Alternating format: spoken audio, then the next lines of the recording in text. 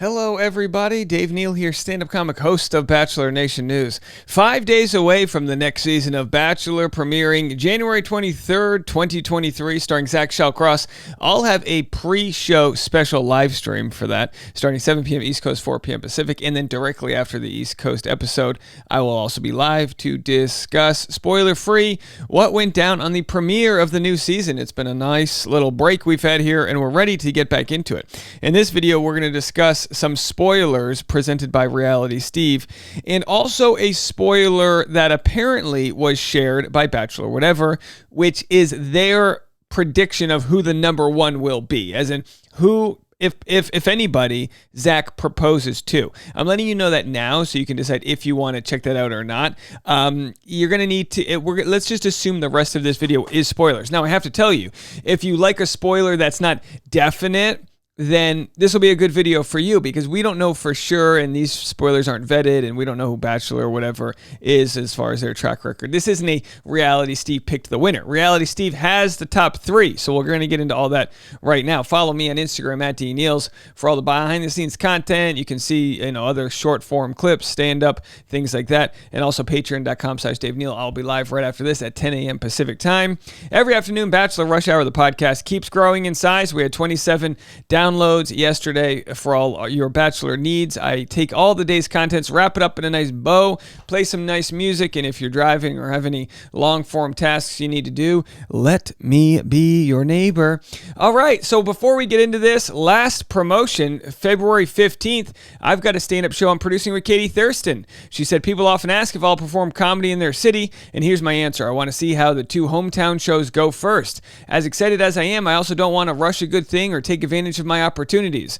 I want to make sure I deliver value and laughs when planning these. So after my two main shows, February 5th and 15th, I'll decide what is next. In the meantime, Tacoma sold out and San Diego has limited tickets left. Come hang with Dave and I after the show in San Diego.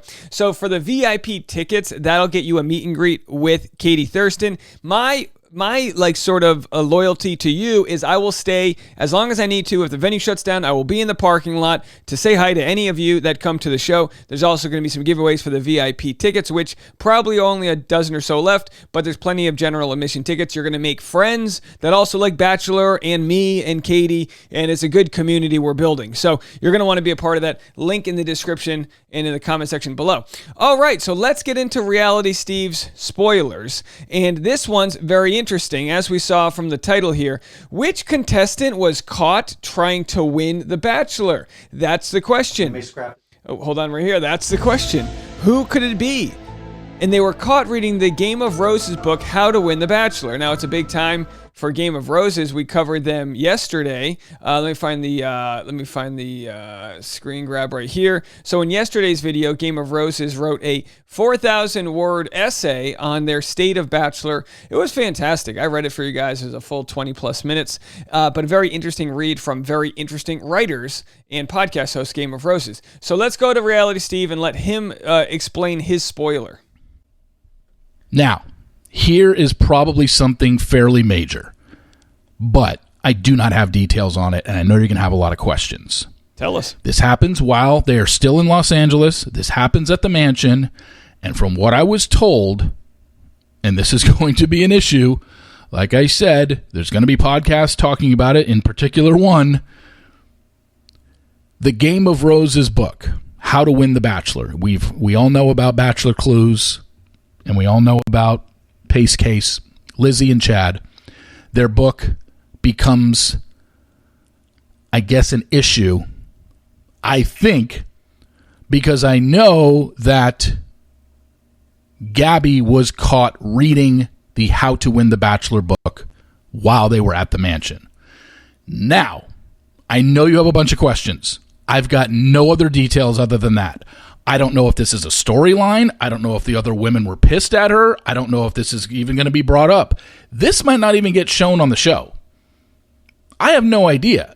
I don't know why this show would want to promote anything regarding Game of Roses. Yeah, so as we know, the show doesn't they don't let other people, promote their brands, their t-shirt companies, whatever other side things. It's always like some, they don't want people to come on and blatantly promote whatever their business is. Otherwise, we'd have just a bunch of people being like, "Hey, I'd love to, subscribe to my channel," all that. It would be more insufferable than it already is. But what's interesting about this, and here's where the spoiler comes along, is that we've got this right here. BW means Bachelor whatever.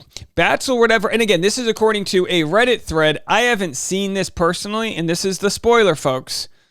Bachelor whatever says Zach eliminated Katie and proposed to Gabby. Now, you might say, we don't even know who Gabby is. We don't know any of these people. We'll get to it. I'll pull up some photos and this and that. We'll get into it. But that Bachelor whatever has Gabby as their winner. And this, of course, is probably through whatever guesses they could make based on promotional photos and videos and things like that. Reality Steve has not confirmed that. And as far as I know, the highest batting average of anyone who calls these things is Reality Steve. So take that take that information as you want, and we'll report back when we actually know more. But he hasn't confirmed that, so it can't be locked and loaded. There's no smoking gun here. Not that they're bad people. Obviously, I love Game of Roses, but I'm saying, why would the show want to enter that into the canon of Bachelor world, that there's a book out there that has a stigma attached to it that basically this is all fun and games, and if you read this book, you can win the game or go far, and seemingly someone who's reading that book is going to automatically be labeled as somebody who was there to quote-unquote win and wasn't there looking for love and not there for the right reasons. All I can tell you is this. Gabby was caught reading the Game of Roses book at the mansion. We know Gabby's in the final 3, so she's got a 33% chance of winning. However, this might not end up even getting shown. So it could just be something that, and if it doesn't get shown, to me, that means it wasn't that big of a deal. Gabby could easily be reading the Game of Roses book and still be there interested in finding love. She could be reading the Game of Roses book and absolutely be there as a game to her. I don't know. We have no idea. So I wanted to put it out there because I know it happened. Now, by the way, Game of Roses, their book, How to Win the Bachelor. By the way, great book. You can go buy it wherever you buy books. The idea of winning the Bachelor, and now they place it in such a logical way that it takes out maybe some of the emotions. But it's these are the ways that people can try to get a foothold in a world where there's 30 women competing for one man. You know what I mean? So it's not necessarily a bad thing. She could be reading How to Win the Bachelor. And by the way, how many people buy the book How to Win the Bachelor and never even go on the show? It's just a curious way to look at the sort of statistical approach to, the quote-unquote villain is somebody who speaks up enough, and that's how they get screen time, which maybe gets them on Bachelor in Paradise. There's different sort of things we've watched historically from the show that could lead to a higher success. But at the same time, I think anyone who knows numbers and studying sort of patterns could say maybe it's not because people did these certain things that they won. Maybe they won because they were the ones who were ambitious enough to get the screen time and the stage time needed to develop relationships farther with the lead. Very interesting stuff. Whether or not it gets shown is a different story. I don't edit the show. I have no idea if it's going to get shown or not.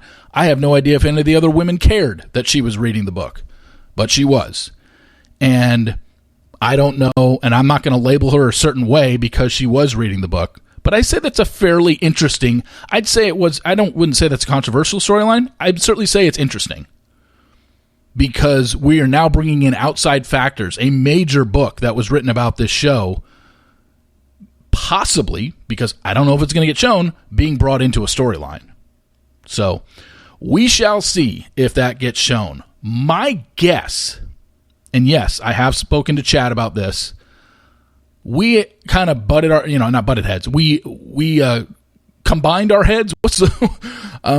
We brainstormed this together, and we're just like, okay, because I was like, Chad, this is what I'm hearing, but I don't know what the result of it was. It might not even get shown. I don't know if the women even cared. I have no idea. I just know that she was caught reading it. So what do you think? And he's like, man, I don't know. I guess we'll just have to see it play out. And I'm like, yeah, that's kind of what I think. We have to see. If it's not shown, then to me it wasn't a big deal. So, but if it is shown, I've got questions because I don't know why the show would do that. I hope the show does show it. The one reason I could think that the show would show the book How to Win the Bachelor by Game of Roses by Chad and Lizzie is that the show realizes they need to jump on the sort of parasocial bandwagon. And I don't know if that's maybe the proper way to phrase it, but the idea that the show, and this was posted, I think, by Bachelor Data, that one of the issues that people have with the production of the show is they keep the fourth wall there, and they keep this idea that the contestants don't have Instagram accounts. They don't tag the contestants in all their promotional photos or videos, but they're starting to do that. Whereas Netflix has all these dating shows where they promote the contestants and say, hey, yeah, we want all the contestants to grow their social media followings because the more people that they follow, the more that new eyeballs might be on the show. So it could be that the show realizes, all right, Game of Roses is a big deal. We'll throw this little cookie in there. We'll shout it out. And all roads lead back to The Bachelor, so that doesn't necessarily make it a bad thing. For Game of Roses fans and people in the pit, you'd love this stuff. But why would this show want to give any publicity to that book? You know, not saying anything negative about the book. We've talked to Chad about this. I'm like, this is great for you guys. But whether it gets shown is a different story. So Reality Steve has all these other spoilers, which I'm not going to get into, but he has spoilers on who he considers is going to be the villain, and he doesn't want to use the term villain because villain will lead a disgruntled audience to send death threats and mom shame, which apparently has already happened to Christina Mandrell. But using villain in the sense of the, story, as far as storylines go, the person that other people sort of decide is the cog in the machine, or someone who, they say that it could be Christina Mandrell. We'll have to see how that all plays out. There's other storylines that involve Greer, and there's a lot in there. So if you want to check that all out, Reality Steve has it. I think it's just fascinating how he acquires some of this information. There's obviously somebody, and it could have been Christina, who gets upset or calls out the America's First Impression Rose pick by saying, oh, you didn't get Zach's First Impression Rose, you got America's First Impression Rose. And, all these types of things that, I don't even know what words to describe. Is it offensive to call it catty? Is that a word we don't use anymore? I don't know. But there's going to be a lot of jockeying for position for Zach's heart, which is going to lead to a lot of elbows being thrown in the process. It's a mosh pit out there, folks. Let me know what you guys think. Link in the comment section if you want to check out any of the things I got going on, including my hit podcast, Bachelor Rush Hour. If there's any other podcasts you want me to go on, reach out to them. I'm open for, trying to grow the channel and growing the podcast. So if there's any other podcast that you like and you want them to have me on their show, reach out to them and say Dave Neal's ready to talk. All right, folks, we'll be back with more content right after this.